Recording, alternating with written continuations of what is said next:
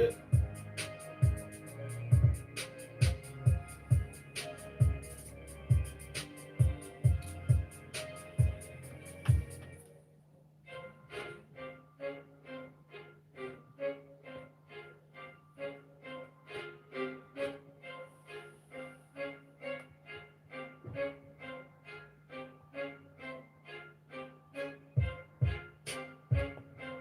Well, good evening, ladies and gentlemen, on Facebook and also on YouTube. Going live stream on YouTube today as well. I want to check something before I go any further. Can you confirm if you can hear me clearly? Michael, can you let me know if you can hear me, or if anyone can hear me very clearly on YouTube as well? Give me a thumbs up or say hello. Let me know if you can hear me. If you can hear me, that would be great. Francine or Michael, let me know if you can hear me. I want to get out. It's 13th of October. Can you imagine October where we're at? Let me see. Let me see if I can hear myself here. Let me know if you can hear me. Okay. Okay, I can hear myself, so let me just say 13th of October. Can you imagine October where we're at? Let me see on YouTube as well. The Department of State, the State Department. Let me see if I can hear myself here. Okay.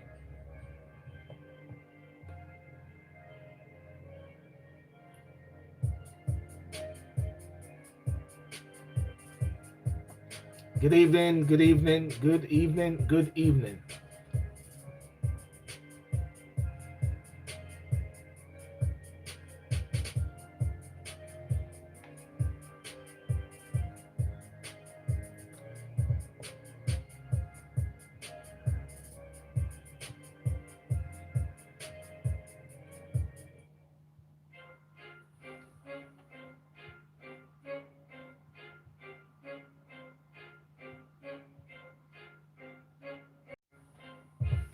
Okay, good. Fantastic. Just checking out. Okay, well, ladies and gentlemen, good evening and welcome, and thank you for coming on to the show. And my topic tonight is there's life after Brexit. You know, I chose that topic tonight because the one of the things which I've seen is that there is this massive movement out there, this massive movement to stop Brexit or to change Brexit or to do a different process with Brexit. And it's just like people are going to I think, what should I say, it's like life is gonna stand still. It's like things are not just gonna happen. It's like the world is gonna fall off the cliff if Brexit happens. But I've got good news today. I've got good news to say that Brexit depends upon each one of us. Yeah, the outcome of the future of our lives depends on each one of us, right? Whether it remains or whether it is Brexit, it all revolve around each one of us and what we want and what our lives are about. But before I go there, I need to give you an update, because back in Jamaica there's a big thing about that Rihanna is now Jamaican, and she got a Jamaican citizenship. I got to bring this up there because it has been going around with this spoof or whatever like that, showing that Rihanna got her Jamaican citizenship.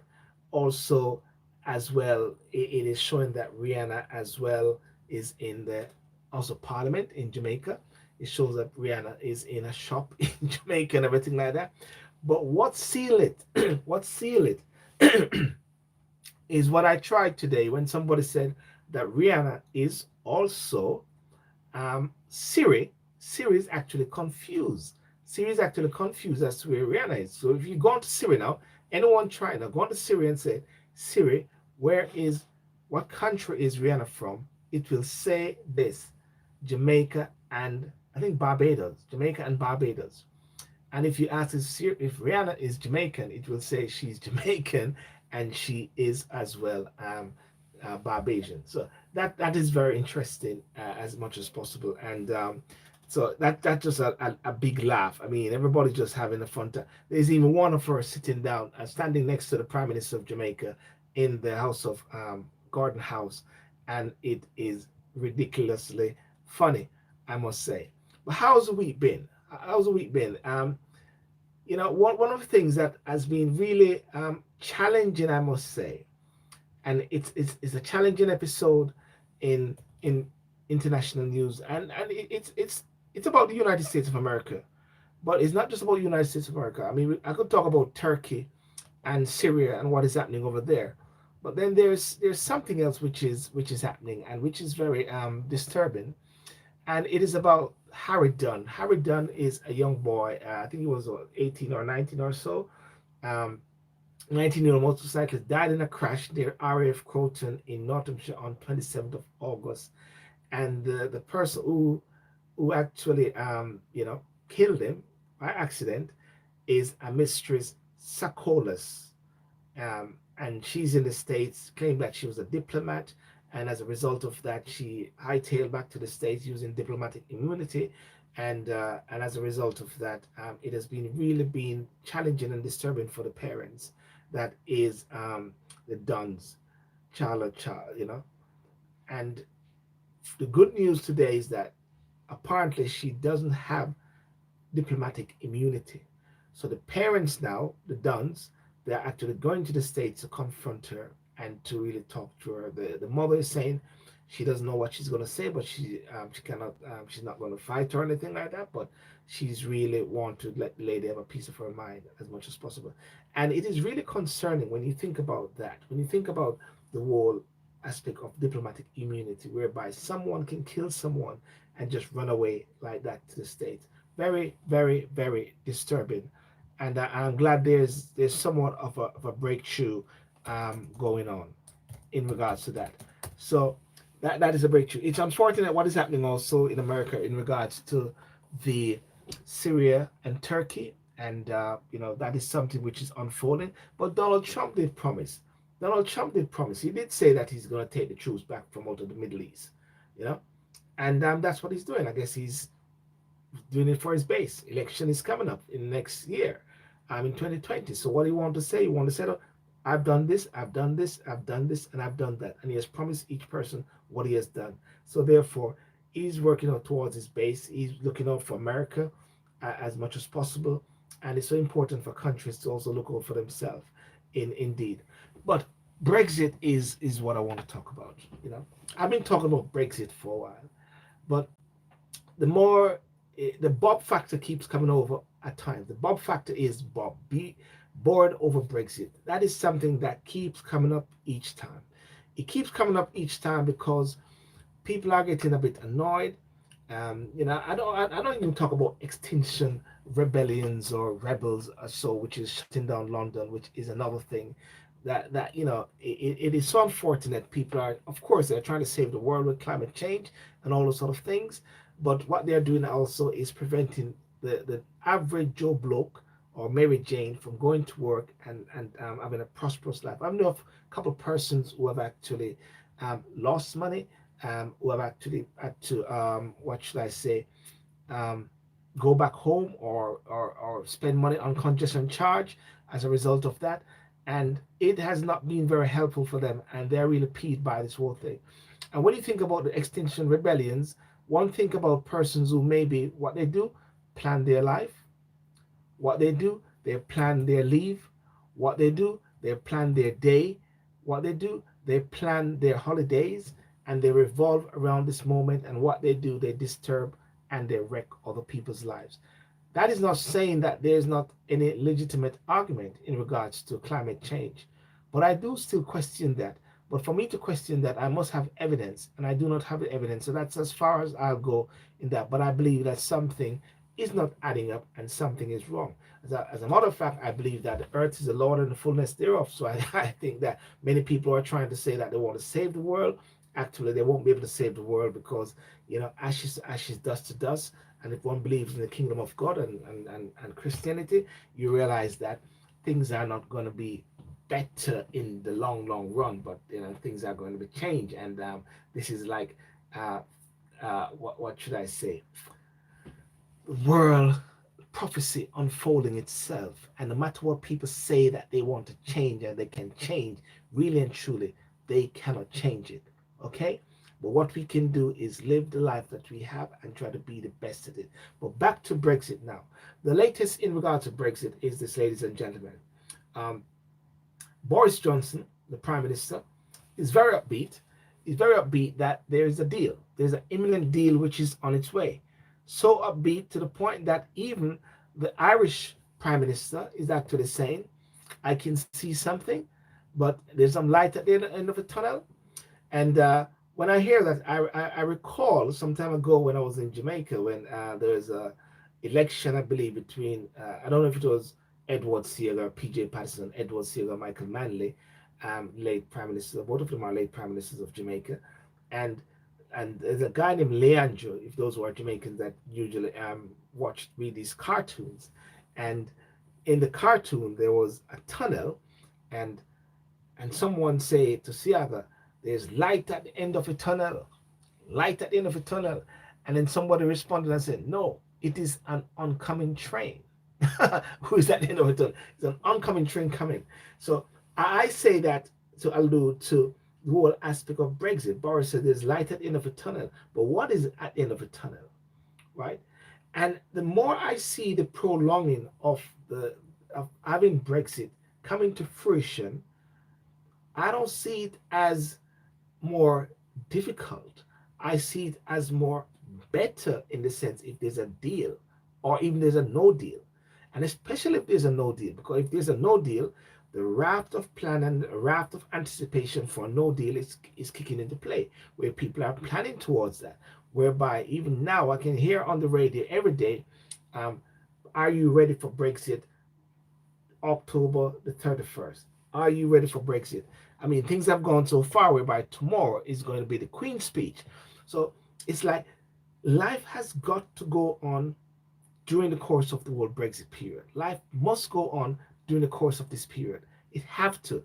That's why the Queen's speech, which talks about what next, it talks about Brexit, the main piece of the legislation which will be in the withdrawal agreement bill to be voted on if Boris Johnson agrees a Brexit deal with the EU this week. So it is believed that there could be a deal at the end of this week. But then the opposition is actually saying, no matter what deal comes, they will not agree to it, which is a shambles, really. And it makes it sort of put a spanner in the whole works, that if there's a deal, they won't agree to it.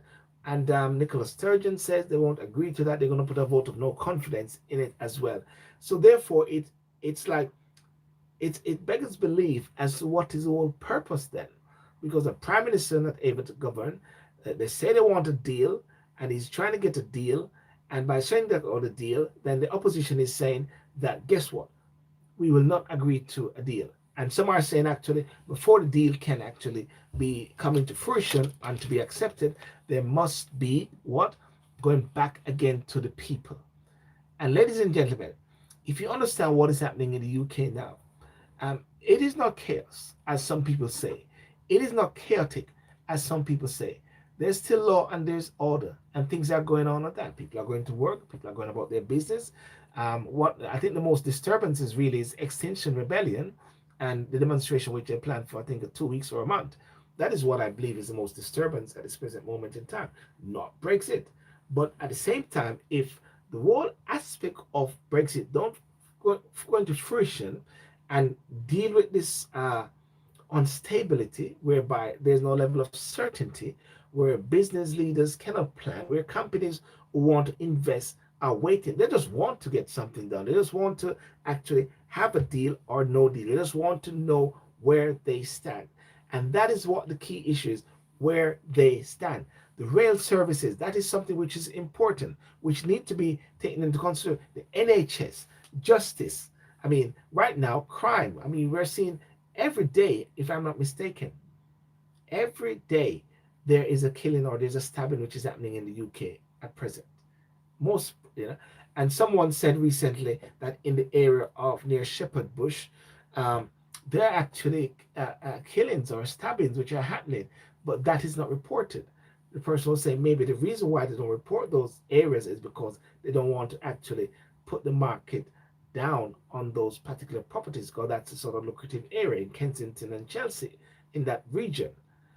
So so those are sort of thing which is being considered and looked at, whereby things need to be addressed. Environment, bill aim at settling binding targets on air pollution, cutting plastic use, introduce devolution, prioritizing enhanced devolution with more metropolitan mayors, greater powers, existing mayors, international issues. Looking at this whole thing now, we talk about diplomatic immunity. Many people are questioning the whole aspect of diplomatic immunity, which is something which revolves around the recent killing of this young boy, about this special relationship. So many things. Carried over bills. There are bills which have been in the previous um, um, parliamentary period, four pieces of legislation that would be in the Queen's Speech because they were carried over from the last parliamentary sessions.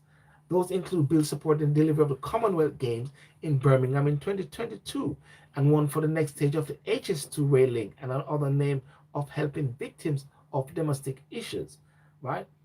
After 4 or 5 days of debate, MPs will vote on the Queen's Speech, and if the PM lose, such a vote would be like Stanley Baldwin in 1924. These are all speculation until the full document of the deal comes out and tabled in Parliament. There will be turbulence before the Brexit comes to a conclusion. However, within everyone right to be optimistic, to quench the desire and feelings and heart. Everything really and truly is, as you rightly say, Lem Prisoner, it is speculation. But I believe, without a doubt, and it's something which I speak about a lot, one can either be a pessimist or one can be an optimist. And I believe by being an optimist, you're actually setting yourself in a good frame of mind. I believe by being an optimist, you're actually looking out for the best, you know. And it is so important that I believe, it is so important, I believe, that parliamentarians, you know, take full responsibility at this time, right? Parliamentarians moving away from the ultimate thing which is called power, and to somehow play a fundamental role into developing and building the country and talking it up. I believe that is so important and that is so crucial at this time. It's difficult for those who are maybe very partisan. It's difficult for those who maybe hate the Conservatives or hate Boris Johnson. I want to get him good. That no matter what, they will railroad right through anything which is put forward as a deal, right? And by virtue of putting railroading anything which looks like a deal, then you go into the whole area of a no deal, which is somewhat of a precipice, and what they call crashing out. But I don't believe in this crashing out thing. I believe that right now that they are default deals. Yes, it may deem to see as speculation, but I don't believe that people are that stupid, right? I don't believe that organizations are that stupid. I don't believe that you know companies who are trading, everything with companies trading together will allow, after all these years and all these times of back and forth, to be standing there and to be watching and to see that nothing happened. They wanted to make sure that something happened during the course of the time. And I strongly believe that the whole aspect of this whole Brexit, that it will happen, and even if it doesn't happen, that's where I believe the problem is going to be. Because if you cannot deal with the outcome of a referendum or an election and address that and accept that, how will one accept a next referendum or a next election when you cannot deal with the first one? And that's a big question. That's a big question that person need, and that's a big question that parliamentarians need to answer. Coming on to the next frontier, as I'll say, the next frontier of this whole aspect of, Brexit. But life is not, because I mean, This month is what? Black History Month, ladies and gentlemen. Black History Month, right? And normally Black History Month has a raft of different things which are happening. Now, I don't know about you, but from where I sit, I'm hardly hearing anything that much about Black History Month. But at the same time, that may be something which is good, because I always say raft of things should not be concentrated into one particular month. It should be something which is continuous right through the period of time, right through life, right through every month, every week. There should be this whole element of people appreciating their history, because I'm sure the Jews don't wait for a particular time to talk about their history with their siblings and their young ones and the Asians or whatever like that. So maybe it's a good thing in a way, I believe, for there not to be this raft of events, if anything, because there's always this euphoria, but I'm not seeing this euphoria. Even though tomorrow I'll be speaking at a school tomorrow, talking about Black history. So, well, not about Black history, about being successful people. Welcome. Um, I'm trying to see what is being said on welcome. I believe Brexit will happen with no deal, but we'll go into a recession. Okay. So someone said they believe on YouTube Brexit will go into a no deal, and go into recession. But you know the fun thing about recession, though, Sherman, is it's like during the period of recessions, it's like it's a time where while some may be suffering away, that is where some others benefit. And that's why I keep thinking a lot of times about terminologies. You know, let me just look at something here. I saw something earlier which I wanted to look at. Jargons, right? Jargons. You know, you got all these different jargon: recession, withdrawal agreement, no deal, custom union, WTO rule, backstop, proroguing. You know, it's like these are somewhat terms which are used, words which are used, but at the same time, if one is smart and one is strategic, one actually navigate and look at this. Say, for instance, people are demonstrating in central London, Million Man March, uh, Coalition to Stop the War, Extinction Rebellions. Someone who is very capitalistic, you know, can operate in a socialistic climate by actually doing few things. One, selling water, selling sandwich, finding an opportunity to make that extra buck to make it better for him and his family.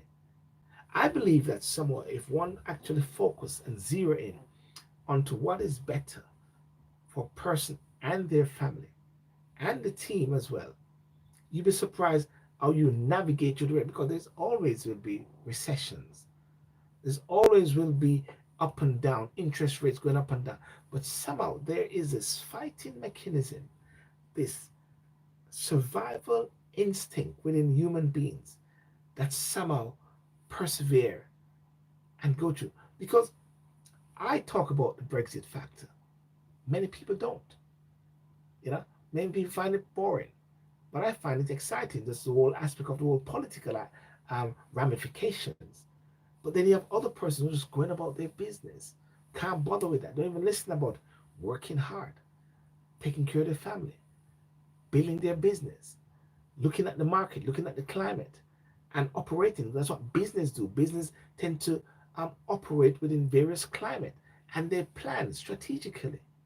So I guess so. What I'm actually saying, and this is what I want person to know, because it seems like there's this craze, this scaremongering, fear mongering, cornflakes, snowflakes, and whatever out there, which is just putting this doom and gloom, doom and gloom, doom and gloom, doom and gloom, whatever. Well, really and truly, they're just words, right? Just words. I I'm just looking at a comment. Yes, there are always ways to survive. At the end of the day, Europe needs us more. And that's what someone said. Europe needs us more. And I strongly believe that Europe needs us more. I strongly believe that they really don't want this Brexit deal. I've said this from 2016. They do not want this. because 39 billion, all these billions will not be going into their coffers. UK is one of the most prolific contributor towards the EU coffers. They don't want that. So they want to make it as difficult as possible. And it's unfortunate. It's unfortunate that the parliamentarian do not agree on a fundamental principle. And that fundamental principle is that we actually voted and acknowledge we voted to leave. And they say, let's work towards leaving. Right? Now, I can work towards leaving with a Brexit deal, right? But I cannot work with a Joe Swinson talking about let's turn it back. People have changed their minds, right? There's no need for Brexit anymore. The polls are saying people have changed their mind. One cannot accept that, you know. Brother, what's wrong with the parliament going back to the people with whichever deal they got to have a second and to reaffirm religion? Would that be under government or still within the tenets of democracy? Well, I think the question you got to ask yourself is this, Ellen Priscilla, is that whenever you vote in a government, whether a conservative or a Labour government or a Republican or a Democrat, do you keep going back to the people each time for every single move? That sounds a bit like immaturity, right? I believe that Parliament is has achieved or attained sovereignty for a period of time, which the people have loaned to them. And whenever an election, sovereignty goes back to the people, and then they put in who they want. So for every time that a move needs to be made, a deal needs to be made, you need to keep going back to the people. The people are going to say, get out of here, man. This is my thinking. Get out of here. You guys are a waste of space. You guys don't know what you do. I voted you in to take control and to lead things and to make things better. But you're not listening. You guys are caught up into your own selfish mental attitude. That's what is happening. That is why people are actually saying, let me at them. I believe even Brenda from Bristol is actually saying, let me at them. Let me vote out these lunatoons, if anything. Right? Let me vote out these guys because they are not able to be at this level of maturity to go forward with the mandate which is given to them. The mandate was that 2016, March 23rd, June the 23rd, people voted to leave the European Union. That's it. That's it. That's it. It's not difficult. Someone said to me the other day, what's the basis of that vote? I said the basis was in or out. It is so simple, very elementary. Even my 7-year-old daughter can understand that. In or out, leave or remain, leave or remain, remain or leave. It is so simple. Then for the process then, after that, is to work out a way how to go about it. Now many people say, well, we didn't think about that. Well, come on, for Pete's sake, when a prime minister, a new government comes into play, you know, you vote how as to what is the first policy they're going to make? Do you vote as to the next cabinet members? Do you vote as to how they're going to deal with NHS? No, you don't. You allow them to govern. Come on, we got to move away from this elementary thing and to grow up. Well, I'm saying it very bluntly because it is just going on. Because guess what? Ellen President, I put this to you as well. You put this back to the people, right? To vote on this deal. And this is going to be even more complicated than just the simple thing, which was vote to leave or remain. Yeah. People did not know what they're getting into or all of the shenanigans that would have happened after they voted leave. Why has it taken so long then? It has taken long, James, simply because a lot of persons don't want to leave.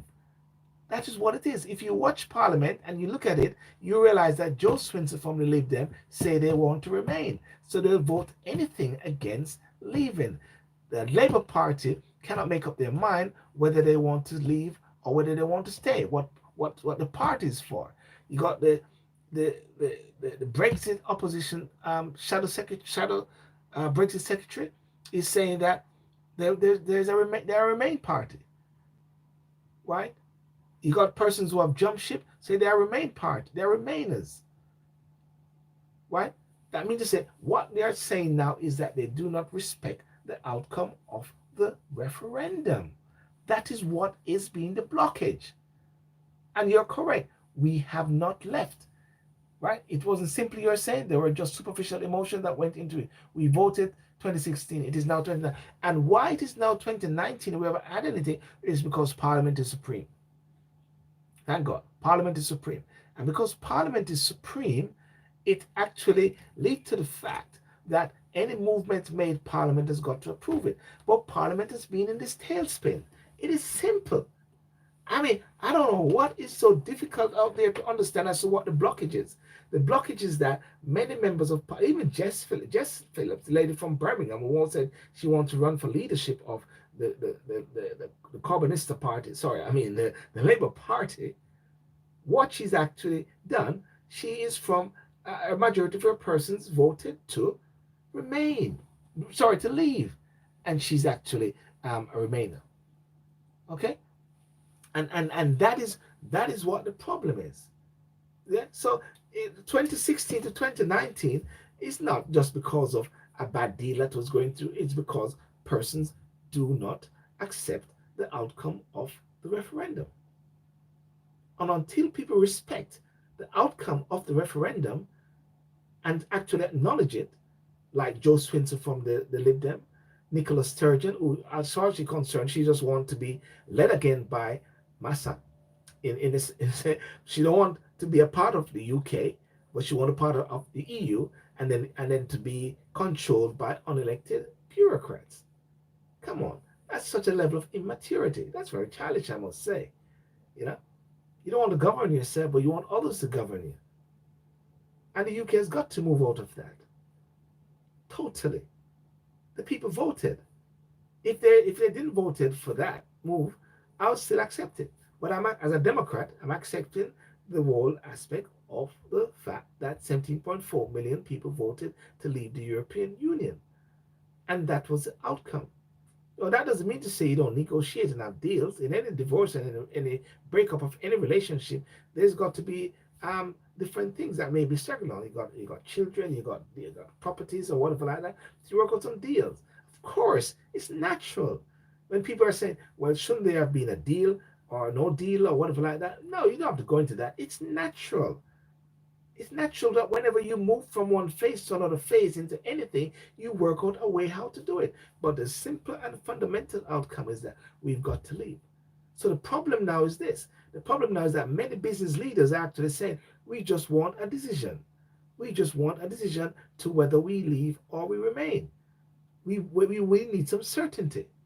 Because going back, forth and going back and forth is just not productive.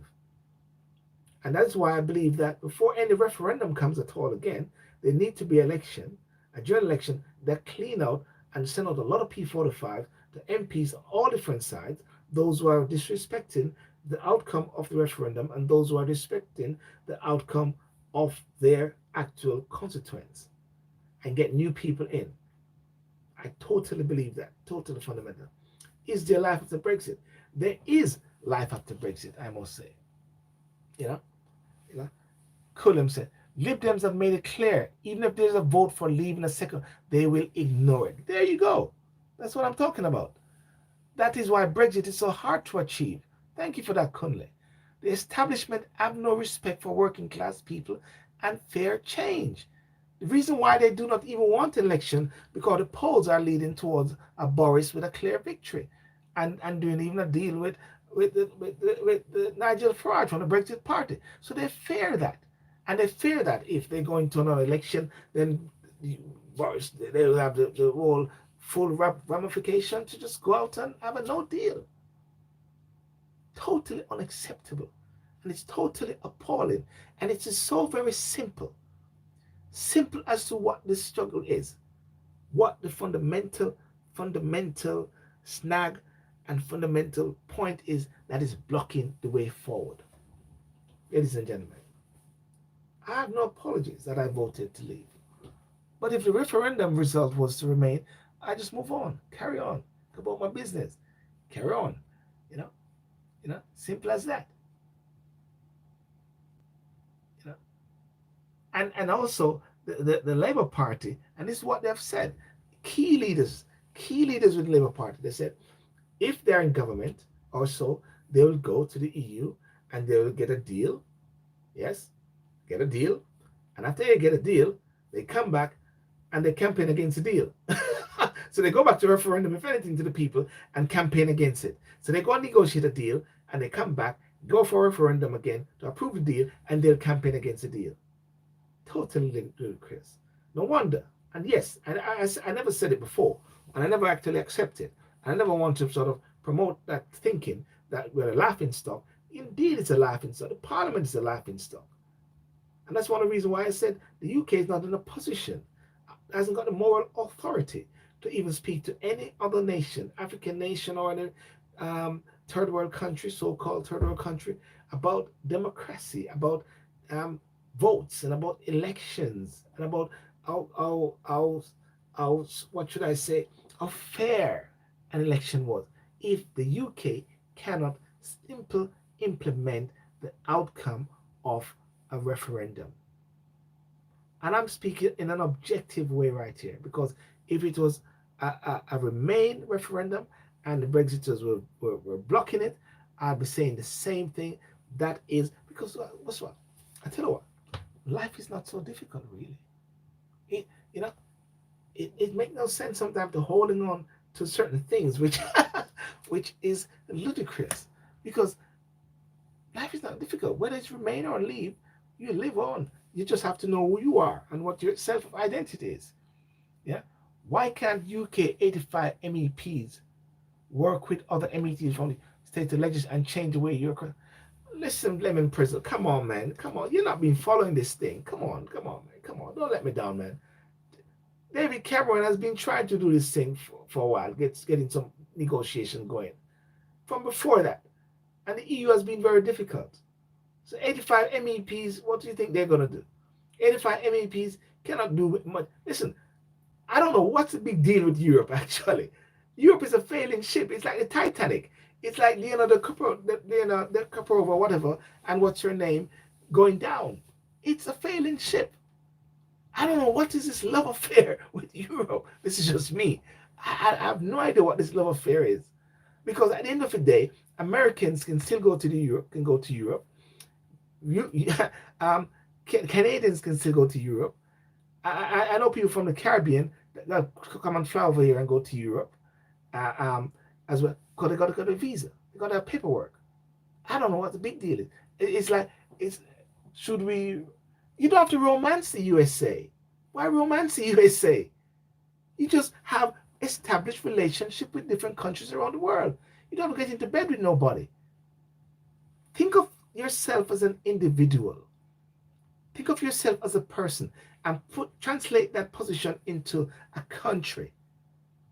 Why kissing whatever? You don't have to do that. When people say about romancing Trump may go out next 4 years or next year. It's about romancing James. Come on, man. It's about the UK knowing who they are as a nation, one of the largest economy in the world. It is not about breaking ties. It is about reestablishing and strengthening ties. It's about getting to build other markets.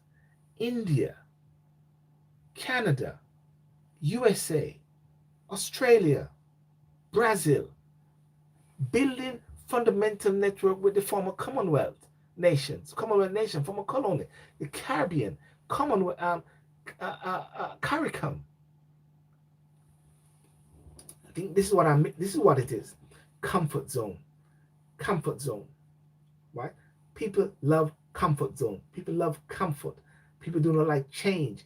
And change, when you have change, you got success in change. When you go into uncharted waters, you get uncharted opportunities. New things come. If you keep doing the same thing and you're getting BS, and you keep doing it and getting more BS, why keep doing it? That's lunacy. Change the game. Get out and reestablish and link and build. ladies and gentlemen, I tell you what, that's the key. There's life after Brexit. Trust me. Total life after Brexit. Right? It is not a doom. There's no doom. There's no man-eating zombies. There's no flesh-eating zombies. Nobody's gonna fall off the cliff. In the year 2000, when that came, many people say so many things was gonna happen, and people were saying, praying, and say, "Oh, the world is coming to an end." No, nothing. We're still here. 2019, 2020, 20 years after, 2016, when the Brexit and they said there's going to be a recession, there's going to be man-eating zombies, flesh-eating zombies, people are going to fall off the cliff, there's going to be jobs are going to, and people are saying the chaos. People are saying, can't you see it's chaotic? I said, what is chaotic? The only thing which is chaotic is House of Commons, Parliament. That is chaotic, whereby they cannot come to a decision and to lead the way forward. That is where the chaos is. Extinction Rebellions and all the monumental raft of demonstrations with coming across the UK. Poor London. London is just like, is beaten up. Every day there's another demonstration. Chill with a pill, man. Chill. All will be well. Trust me. God is in control. You see, this is it, you know. This is what people fear things. As my pastor said today, people fear because they do not know what the future holds. And by not knowing what the future holds, one do not have a destiny understanding of the afterlife. Right? There's heaven and there's hell. People don't like those words. You see, one can have the confidence when they know where their assurance lies in the future of where they're going. But if you're not sure, you worry about the climate change, you worry about the world coming apart and everything like that. That's completely out of our hands, ladies and gentlemen. Don't watch Extinction Rebellions. Many people have discounted, many different scientists have discounted the fear mongering which is out there. Live your life, live it well, do well to one another. Look after your neighbors, love your neighbor as yourself. Do not steal, do not kill, do not destroy, do not covet. Right? Those are the key things, the fundamental tenet of life. If you do that, you'll be surprised. Have no fear. God is near and God is here. You see, I'm serious, you know. I'm serious. Listen, as I said, whether it was Brexit or Remain, it makes no fundamental difference. I say something, whether it's a Conservative Party leader, which is my party, or whether it's a Labour Party, it makes no fundamental difference in the bigger scheme of things. Or, you know, definitely wouldn't want a Joe Swinson and the Liberal Democrats, because, I mean, they do all different things. I mean, right now, people don't know where they stand, you know. You walk down the road there, you don't know who is who. You're in the hospital on your bed, you don't know who is next to you as well. So many things have changed, right? But you've got to know who you are. Ladies and gentlemen, you've got to know who you are. And that is why I put it to you, and in my final submission, that all will be well after Brexit or no Brexit. But if there's no Brexit, I kid you not, and I warn you that that's where you're going to have problems. If there's no Brexit, you'll have problems. And the problem will be that people will be coming out on the street, and there will be demonstration, and there'll be disturbances. I can predict that. Simple as that. Let the outcome of the referendum have its way, have its course. 20, 30 years from now, if anything, and people want to go back in again, you can go back in. But trust me, by that time, trust me, you will not want to go back into Europe. Europe is a failing ship, the beast, right? Look at the building, ladies and gentlemen. It looks like the Tower of Babel. Watch it. Signs of the times. Yeah, trust me. Read your Bible. Type into Google. Type into YouTube and read about the European Union, and you'll see there's much more to it than what you think. Ladies and gentlemen, all that glitters is not gold. Trust me. Well, that's my piece tonight. I hope you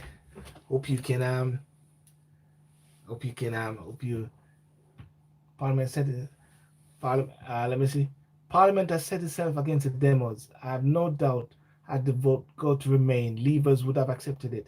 You know, you're right. I'm a Leaver. I would have accepted it. It didn't, and therefore the political class have only spent 3 years rerunning the referendum, driving us all mad.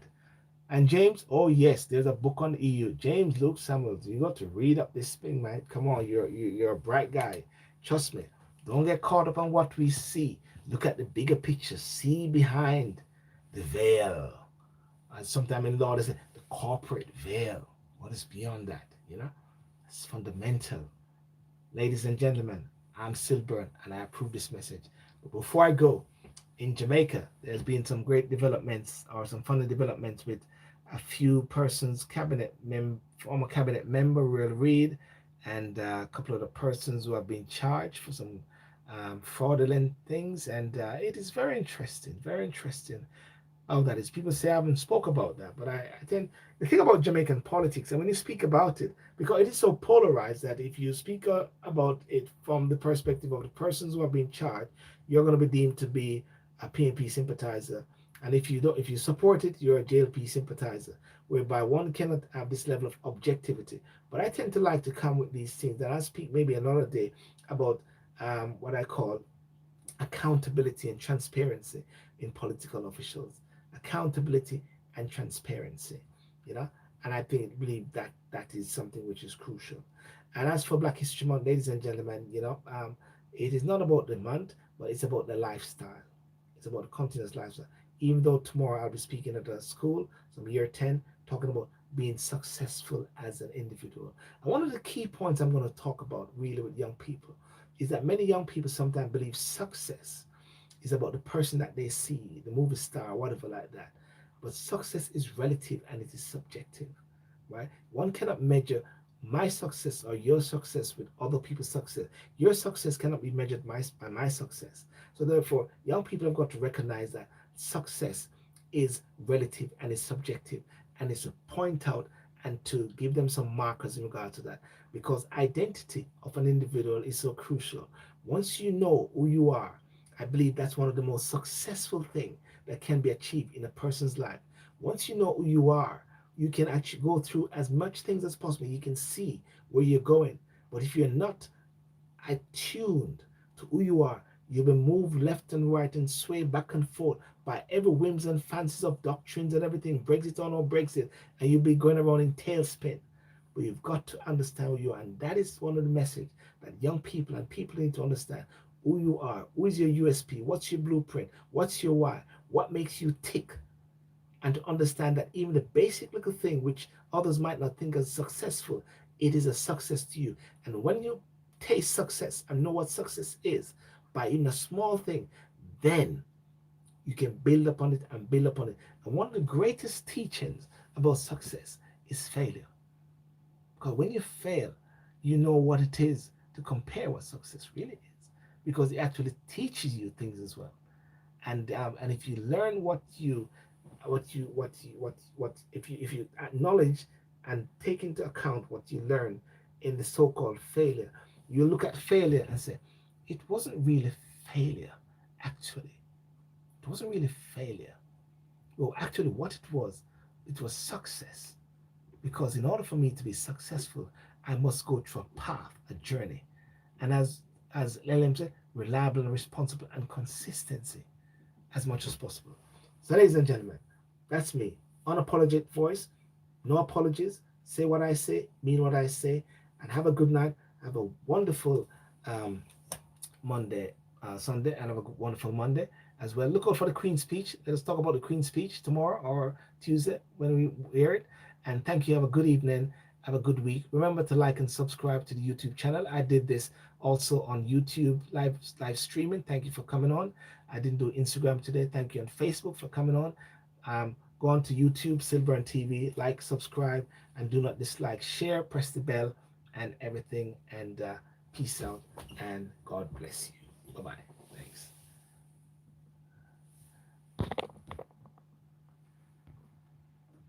Now, how do I stop this?